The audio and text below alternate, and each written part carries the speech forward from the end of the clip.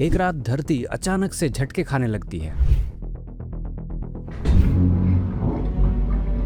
कोई अर्थक्वेक नहीं, कोई वॉल्केनो नहीं, वजह आसमान में है। हमारा चांद रातों रात सोना बन गया है और इसी के लिए पूरी धरती वॉबल करना और टंबल करना शुरू कर दिया है। ये फिजिक्स का वो नाइटमेयर है। अगर ये सच होता है तो मुंबई, दिल्ली, कलकत्ता सिर्फ 24 घंटे में नक्शे से मिट सकता है। तो क्या होगा अगर हमारा मून यानी कि चांद रातों रात गोल्ड में बदल जाए? सोचो, चांद का सारा सिलिकेट रॉक्स, रेगोलिथ्स मॉलिक्यूलर लेवल पर रीअरेंज हो जाता है और पूरा का पूरा चांद 24 कैरेट गोल्ड पे बदल जाता है। सुनने में मैजिकल लगता है ना, पर यह ट्रांसफॉर्मेशन अपने साथ एक फिजिक्स का बॉम्ब लेके आता है। गोल्ड का डेंसिटी है 19.3 ग्राम्स पर क्यूबिक सेंटीमीटर, जो नॉर्मल चांद की डेंसिटी से 6 गुना ज्यादा है। अब जब इतना डेंस मटेरियल इतने बड़े साइज में इकट्ठा होने लगता है तो अपना ही वेट उसको अंदर से क्रश करना शुरू कर देता है। इसको सेल्फ कंप्रेशन बोलते हैं। यहाँ काम आता है बर्ग-मुर्नाखान इक्वेशन ऑफ स्टेट, एक फॉर्मूला जो ये कैलकुलेट करता है कि एक्सट्रीम प्रेशर में मटेरियल कैसे कंप्रेस होता है। जब हम यही इक्वेशन को गोल्डन मून पे अप्लाई करते हैं तो पता चलता है कि मून का इंटीरियर प्रेशर 35 गीगापास्कल तक पहुंच जाता है। मतलब धरती के एटमॉस्फेयर से लाखों गुना ज्यादा प्रेशर, धरती से कई गुना छोटे चांद के अंदर। इस प्रेशर की वजह से मून का जो इंटरनल कोर है उसका डेंसिटी 21 ग्राम्स पर क्यूबिक सेंटीमीटर तक पहुंच जाता है। और जब ये पूरा कंप्रेशन कंप्लीट हो जाता है तो इसका रिजल्ट क्या होता है? चांद का टोटल मास उसका करंट मास से 7.44 टाइम्स ज्यादा बढ़ जाता है। और सिंपल सी बात है, जब मास बढ़ता है तो ग्रेविटी बढ़ती है। तो गोल्डन मून का ग्रेविटी कितना होगा? 11.17 पर सेकेंड स्क्वायर। ये हमारी धरती की ग्रेविटी 9.8 से भी काफी ज्यादा है। सोचो, जिस चांद को कम ग्रेविटी के लिए जाना जाता था, अभी अगर वहाँ कोई आता है तो उसे अर्थ से भी ज्यादा भारी महसूस होगा। अब ये मून कोई शाइनी ब्यूटीफुल थिंग नहीं रहा, ये एक ग्रेविटेशनल मॉन्स्टर बन चुका है। इसका अगला शिकार है हमारा पूरा सोलर नेबरहुड। अब ये नया सुपर हैवी चांद अपनी जगह में चुपचाप नहीं बैठेगा, उसका पूरा ऑर्बिट कंप्लीटली चेंज हो जाएगा। नॉर्मली चांद का ऑर्बिट ऑलमोस्ट परफेक्टली सर्कुलर होता है, पर मून गोल्ड पे कन्वर्ट होने के बाद इसका ऑर्बिट अचानक एक केओटिक एलिप्स बन जाता है। और इसी वजह से कभी चांद धरती से बहुत ज्यादा दूर जाएगा और कभी बहुत बहुत ज्यादा पास। इसका क्लोजेस्ट पॉइंट सिर्फ 1,33,000 किलोमीटर तक रह जाता है। नॉर्मली जो 3,63,000 किलोमीटर होता है, ये चांद हमसे 3 गुना ज्यादा पास आ जाएगा। और इसका असर चांद का ऑर्बिटल पीरियड में भी पड़ेगा। नॉर्मली चांद लगभग 27 दिन में पृथ्वी का एक ऑर्बिट कंप्लीट करता है, लेकिन अब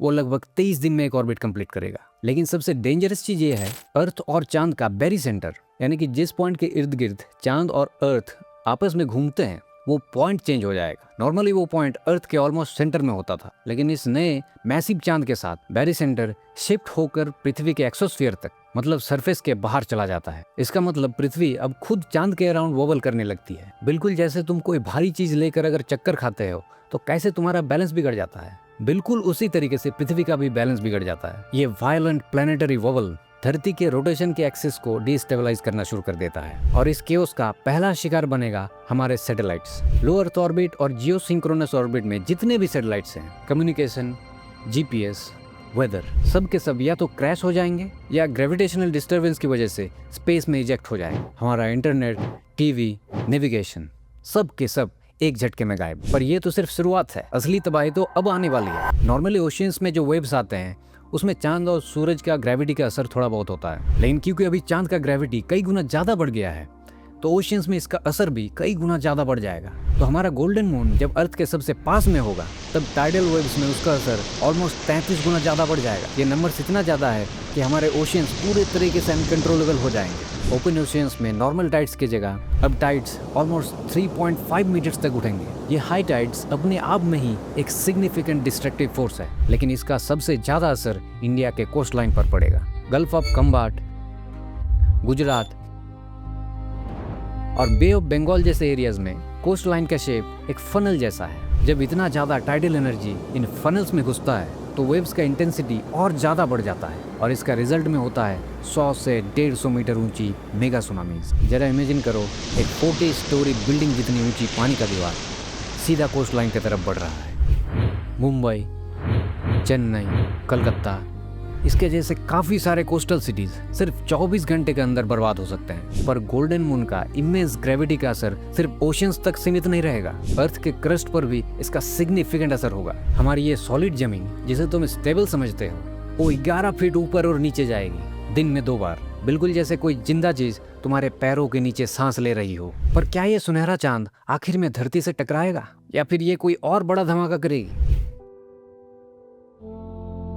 इस बार बार फ्लेक्सिंग से Andaman Sumatra subduction zone rupture हो सकती है। ये वही फॉल्ट लाइन है जो 2004 के सुनामी के पीछे थी, और इस कैटास्ट्रॉफी की वजह से हिमालयन रीजन में भी काफी ज्यादा अर्थक्वेक्स आ सकती है। धरती का क्रस्ट लिटरली इस नई चांद के रिदम पर सांस ले रहा है, पर ऊपर आसमान में कुछ और ज्यादा अजीब हो रहा है। नॉर्मल चांद जो तुम रोज देखते हो वो एक डिफ्यूज्ड स्कैटरर है। उसकी एल्बिडो यानी कि उसकी लाइट रिफ्लेक्ट करने की कैपेसिटी सिर्फ 0.12 है। मतलब सूरज से जो लाइट आती है उसका सिर्फ 12% वो रिफ्लेक्ट करके पृथ्वी और बाकी जगहों में रिफ्लेक्ट कर पाती है, और बाकी रोशनी वो खुद एब्जॉर्ब कर लेती है। इसलिए चांद की रोशनी सॉफ्ट और म्यूटेड होती है। पर अभी एक सॉलिड गोल्ड सरफेस बिल्कुल अलग तरीके से बिहेव करेगी। ये ऑलमोस्ट एक मिरर जैसा बिहेव करेगा, जिसका स्पेकुलर एल्बिडो 0.90 तक पहुंच जाएगा। मतलब अब ये 90% लाइट को पूरी तरीके से रिफ्लेक्ट कर देगा। गोल्ड स्पेशली रेड और येलोइश लाइट को ज्यादा रिफ्लेक्ट करता है। तो पेरिस के टाइम जब चांद पृथ्वी के सबसे करीब होगा, उसका ब्राइटनेस नॉर्मल फुल मून से 9 से 10 गुना ज्यादा होगा। ऐसी कंडीशन में तुम बाहर जाके बिना किसी लाइट के बुक पढ़ सकते हो। सुनने में खूबसूरत लगती है ना? पर अब तुम इंडिया के कुछ रीजन्स में जाओ, जैसे कि Indo Gangetic plains, Delhi, Jamshedpur, Ranchi जैसे कई हैविली पोल्यूटेड जगह। यहाँ हवा में ऑलरेडी बहुत ज्यादा एरोसोल्स होते हैं। जब इस चांद की intense yellow red light in dense particles से टकराएगी तो एक फिनोमेनन होता है जिसे कहते हैं मी स्कैटरिंग। इससे पूरा आसमान एक डायस्टोपियन कॉपर रेडिश कलर से ग्लो करने लगता है। रात को अंधेरा होगा ही नहीं, सिर्फ एक अजीब बेचैन कॉपरी रोशनी हमेशा छाई रहेगी। तो क्या ये सुनहरा चांद आखिर में धरती से टकराएगा या फिर आसमान से ही मौत बरसाएगा? ये उतना सिंपल नहीं है जितना तुम सोच रहे हो। तो सबसे बड़ा सवाल, क्या चांद आखिर में धरती से टकराएगा?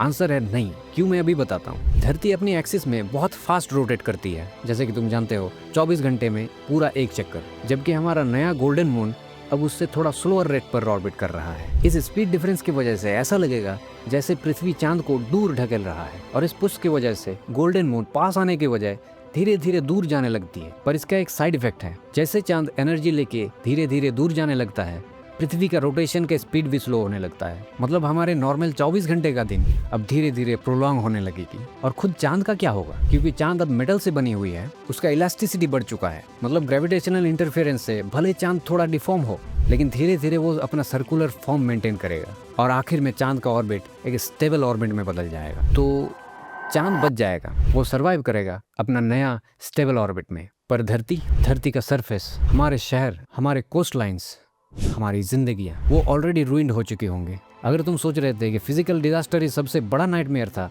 तो रुको, एक और डिजास्टर आ रहा है। इस बार पानी का नहीं, इकोनॉमी का। अभी पूरे चांद में एस्टिमेटेड 2.2 × 10⁻23 किलोग्राम्स गोल्ड है। ये नंबर इतना बड़ा है कि धरती के टोटल हिस्टोरिकल गोल्ड रिजर्व से 27 लाख करोड़ गुना ज्यादा है। इसका मतलब गोल्ड का स्कार्सिटी खत्म। जो चीज हजारों सालों से अपने रेयरिटी के लिए वैल्यूएबल थी, वो रातों रात एक कॉमन मेटल बन जाएगी, कबाड़ के बराबर। अब इंडिया के कॉन्टेक्स्ट में सोचो, इंडियन कॉमन हाउस होल्ड में रखा हुआ गोल्ड, जिसका टोटल करंट वैल्यू लगभग 475 लाख करोड़, इस वेल्थ का वैल्यू प्रैक्टिकली जीरो हो जाएगा। सिर्फ यही नहीं, इकोनॉमी और बड़े लेवल्स पर कोलैप्स करेगी। कंट्रीज अपने वेल्थ को गोल्ड रिजर्व्स के रूप में रखती है, लेकिन क्योंकि गोल्ड अब रेयर नहीं रहा, वो रिजर्व्स कंप्लीटली बेकार हो जाएगा और एक के बाद एक कंट्री का इकोनॉमिक कोलैप्स होने लगेगा। तो अगर चांद सच में गोल्डन बन जाती है, ये फैसिनेटिंग तो होगा, पर ये अपने साथ डिजास्टर भी लेके आएगा। तो कैसे लगी ये वीडियो? अगर अच्छी लगी तो लाइक, शेयर और सब्सक्राइब करना मत भूलना। मिलते हैं नेक्स्ट वीडियो में, तब तक के लिए स्टे क्यूरियस।